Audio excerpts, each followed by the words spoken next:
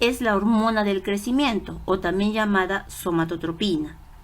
Como vimos anteriormente, es miembro de una familia de péptidos que están relacionados: hormona de crecimiento, prolactina y hormona lactógeno placentario. Vemos aquí a una célula somatotropa y vemos que está siendo influenciada por dos moléculas. Una de ellas va a ser la hormona liberadora de hormona de crecimiento y la otra va a ser aquí la somatostatina.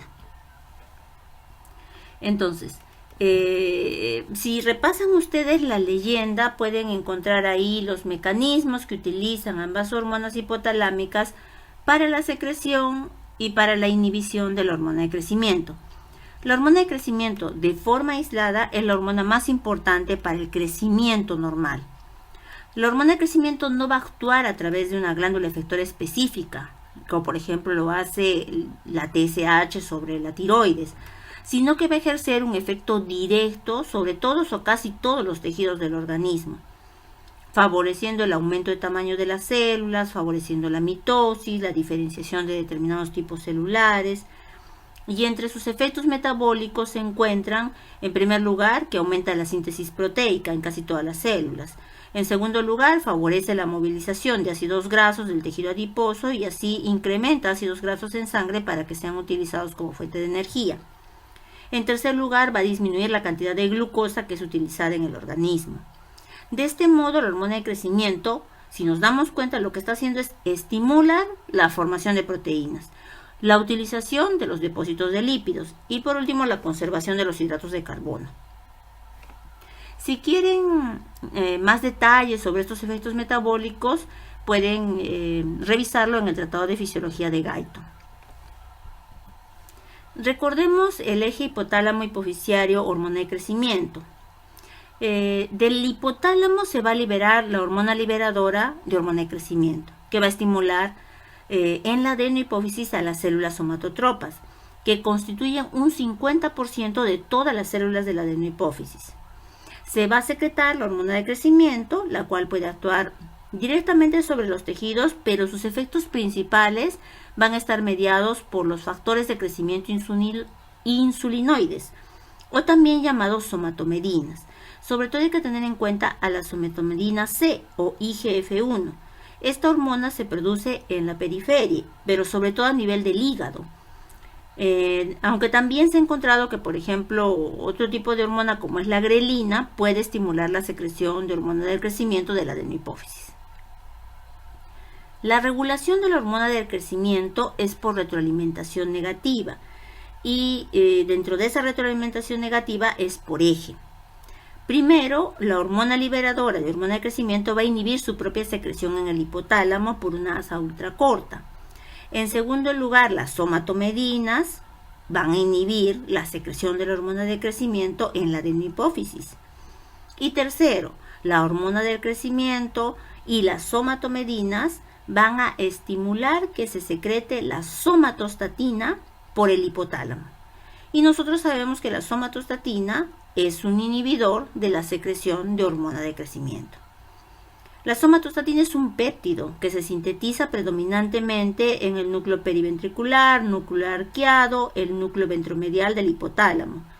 La expresión de sus receptores va a ser modulada por hormonas y también por el estado nutricional del individuo. Esto último nos recuerda también que hay otros factores reguladores de la secreción de hormonas de crecimiento, como estamos observando en la tablita del lado, que es del libro Constanzo. Por ejemplo, las catecolaminas, la dopamina, algunos aminoácidos van a incrementar la liberación de hormona liberadora de hormona de crecimiento y van a disminuir la secreción de somatostatina. El cortisol, los estrógenos, los andrógenos, la hormona tiroidea, igual que la hipoglicemia, van a estimular la secreción de hormona de crecimiento. Y la arginina lo que hace es disminuir la liberación de somatostatina. Una vez que es secretada y liberada a la sangre, la hormona de crecimiento tiene niveles circulantes que van entre 1.6 y 3 nanogramos por mililitro de sangre. En los niños y adolescentes puede esto llegar hasta los 6 nanogramos por mililitro.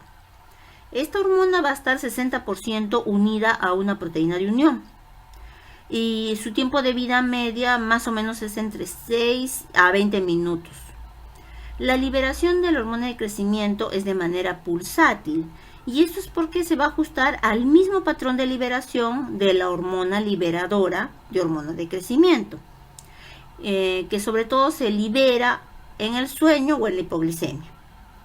Como se observa en la figura, las descargas periódicas que se dan de la hormona de crecimiento vienen a ser picos grandes, pero que tienen corta duración. Se cree que la somatostatina causa estos intervalos entre descargas. El pico de secreción máxima de la hormona de crecimiento se da durante la noche, sobre todo dentro de la primera hora después de iniciar el sueño profundo.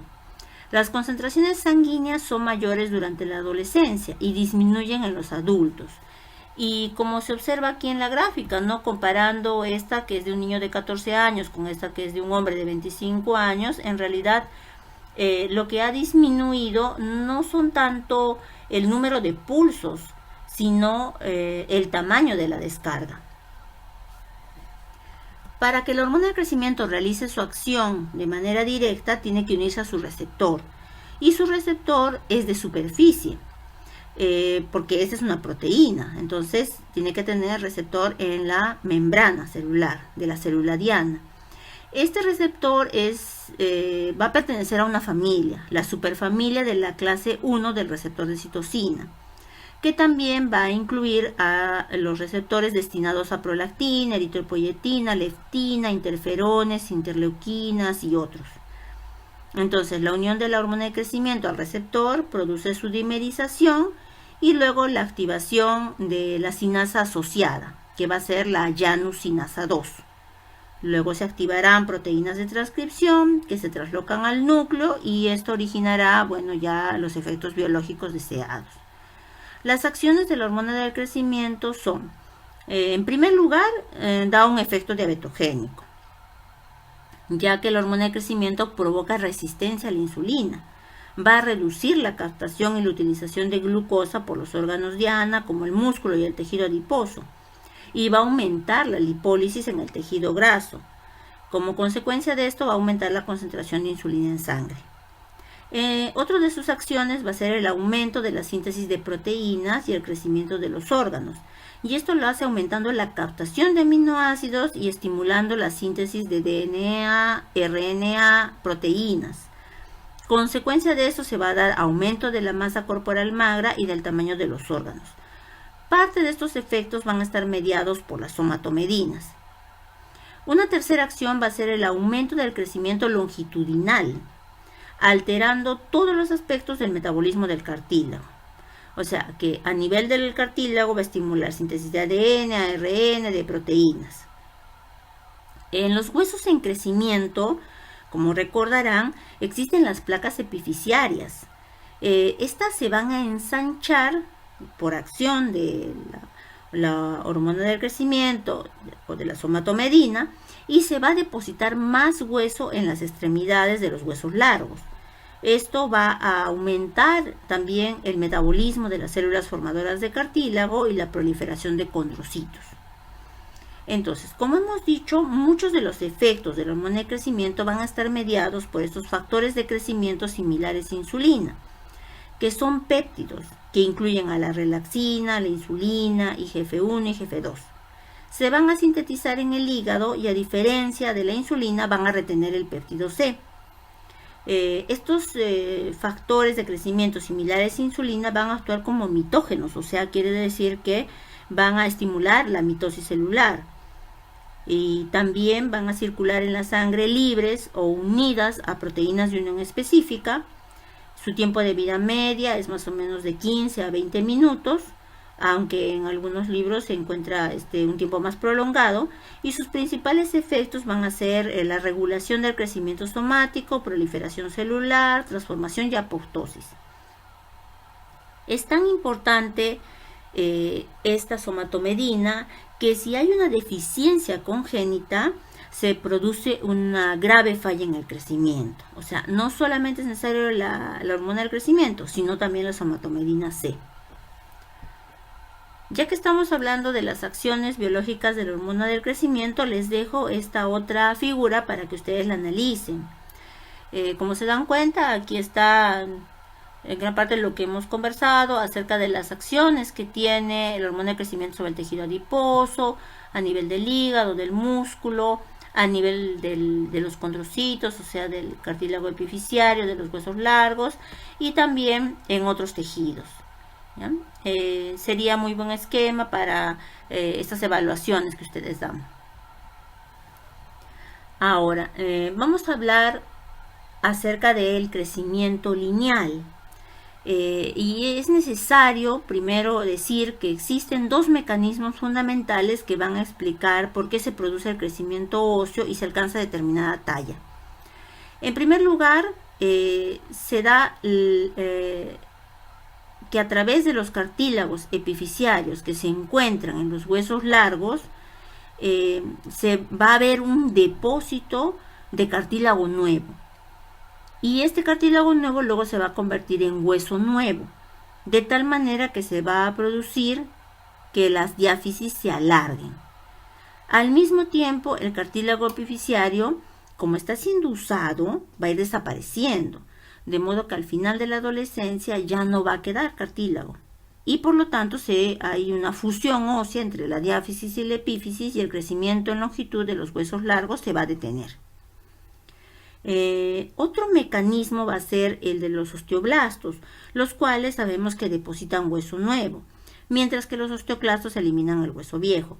Bueno, la hormona de crecimiento tiene un efecto potente de estimulación sobre los osteoblastos, por lo que algunos huesos, como los huesos membranosos, digamos por ejemplo los del cráneo, pueden seguir aumentando de tamaño durante toda la vida. Es importante señalar esto del crecimiento porque aparte del control que ejerce la hormona del crecimiento, intervienen otros muchos factores para que se alcance la talla definitiva. Factores como la genética, o sea, los padres altos suelen tener hijos altos, que haya habido una nutrición adecuada, el estado de salud, pues las enfermedades crónicas tienden a disminuir la talla. También van a intervenir otras hormonas como las hormonas tiroideas, el cortisol, la PTH, la vitamina D, los esteroides sexuales. Entonces, como nos damos cuenta, el simple aumento de la hormona del crecimiento durante la pubertad no va a bastar para que se alcance un aumento de la talla final, ¿no? También van a intervenir otros factores. Es por eso que para el foro va a haber una lectura acerca de niños de talla baja, para que vean todas las variables que pueden estar implicadas en esta alteración. Aquí también les dejo dos tablas sobre este tema para que revisen la etiología y los fundamentos para hacer el diagnóstico. Dense cuenta que no todas las personas de talla baja o que se piensa que tienen enanismo es por falta de hormona del crecimiento. Así también como hay talla baja, hay talla alta. Y aquí tienen otro cuadro que tiene las múltiples etiologías por las que una persona puede ser alta o muy alta. Una de esas etiologías está marcada en el recuadro, ¿no? Y es el exceso de hormona del crecimiento. Pero no es la única, como ustedes ven. Por eso ahora vamos a hablar de la fisiopatología de la hormona de crecimiento. Entonces, cuando hablamos de fisiopatología o enfermedades de la hormona de crecimiento, tenemos que incluir tanto la deficiencia como el exceso de la hormona. Y ambos casos van a tener efectos sobre el crecimiento de la persona, tanto a nivel longitudinal como de sus órganos, y el metabolismo de los carbohidratos y los lípidos. En la figura de la izquierda estamos observando los dos extremos de una secreción de hormona de crecimiento por parte de la adenohipófisis. Tanto una secreción excesiva como una secreción deficiente. Entonces, en el caso de la secreción excesiva es el gigantismo y en el caso de la secreción deficiente da lugar al enanismo. En la figura de la derecha observamos también una secreción excesiva de hormona de crecimiento, pero en este caso, como la enfermedad comenzó después de la pubertad, no puede producir gigantismo, sino más bien acromegalia. En el caso del gigantismo se sintetizan grandes cantidades de hormona del crecimiento y esto es por un tumor de las células somatotropas. Ya habíamos hablado acerca de los adenomas. En este caso solo de células somatotropas. Todos los tejidos van a crecer con rapidez y como aparece antes de la adolescencia, la persona podría llegar a crecer mucho, alcanzando incluso hasta los 2,5 metros. Estas personas además van a sufrir de hiperglicemia y como la hiperglicemia va a ser continua y abundante, entonces esto va a originar una degeneración posterior de las células beta del páncreas y por consiguiente podemos intuir que estas personas pueden sufrir de diabetes mellitus. De hecho, personas con gigantismo, hasta el 10% de ellas desarrollan diabetes mellitus. Con el tiempo, si la persona no recibe tratamiento, la enfermedad evoluciona. O sea, el tumor va a crecer hasta destruir toda la glándula. Entonces se va a producir lo que se conoce como panhipopituitarismo. Es decir, que hay una disminución de todas las hormonas que produce la adenohipófisis. La falta de estas hormonas hipofisiarias suele causar la muerte. Claro que en general va a haber un diagnóstico a tiempo y por lo tanto se le puede tratar ya sea con microcirugía o con radiación. Ahora, la deficiencia de hormona de crecimiento, ya no en la edad adulta sino en los niños, va a dar lugar a un crecimiento insuficiente.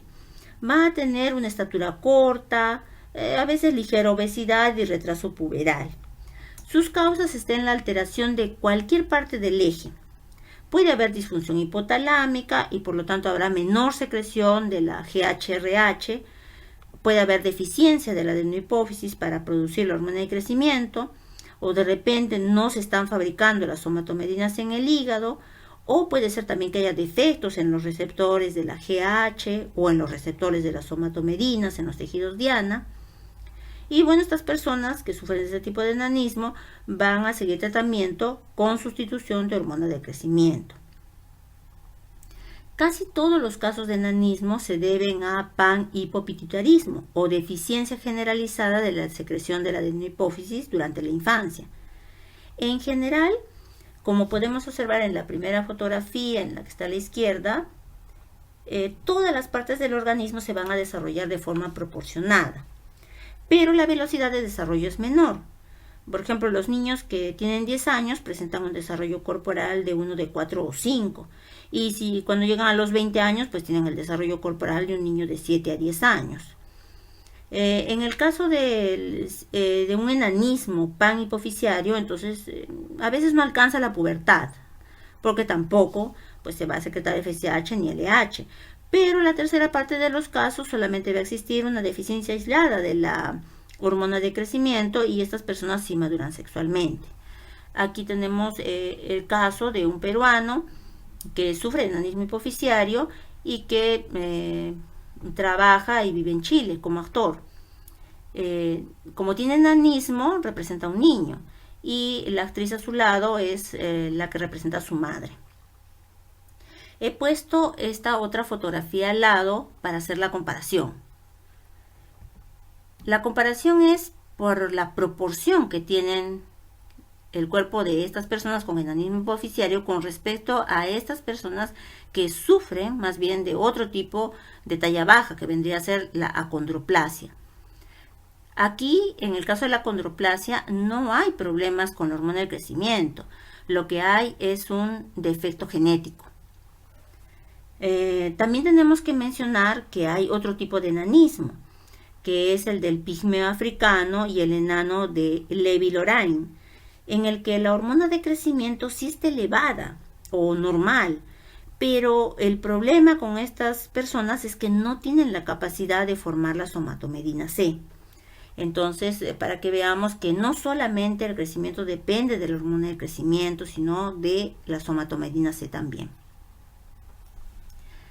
Cuando el tumor secretor de la hormona de crecimiento aparece después de la adolescencia, o sea, cuando las epífisis se han soldado con las diáfisis, todo crecimiento posterior ya es imposible. Así que los huesos solamente pueden aumentar, pero en grosor, así como los tejidos blandos también pueden engrosarse. Esta enfermedad se llama acromegalia. El aumento de tamaño es especialmente notable en los huesos de manos, de pies, de cráneo, de nariz, de protuberancias frontales, de bordes supraorbitarios, de maxilar inferior. En estas personas, por ejemplo, se da que cambian de número de zapato por los pies que van creciendo, llegando incluso a calzar el número 48. Le notan que la nariz puede llegar a duplicar su tamaño, las manos también crecen, a veces 2 veces el tamaño normal. En la columna puede aparecer cifosis, es decir, como una joroba, por el crecimiento de vértebras, de ciertas partes de ellas, y también muchos tejidos blandos como la lengua, el hígado, los riñones pueden aumentar de tamaño. Aquí estamos observando, por un lado, cuáles son todas las manifestaciones clínicas de la acromegalia, y aquí la fotografía de una misma persona que a través de los años se observa cómo ha ido cambiando su rostro debido a esta enfermedad. Gracias.